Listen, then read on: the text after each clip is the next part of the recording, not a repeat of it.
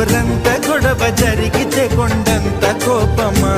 నన్నుదిలి నువ్వు ఉండగలవ నిజం చెప్పవమ్మా అందరినీ ఇలా వెంటపడి అడగాల సరదాగా నువ్వే ఎదురైతే సరిపోదా నిద్రపోతున్న రాత్రి నడిగా గుటికి చేరిన గువ్వల నడిగా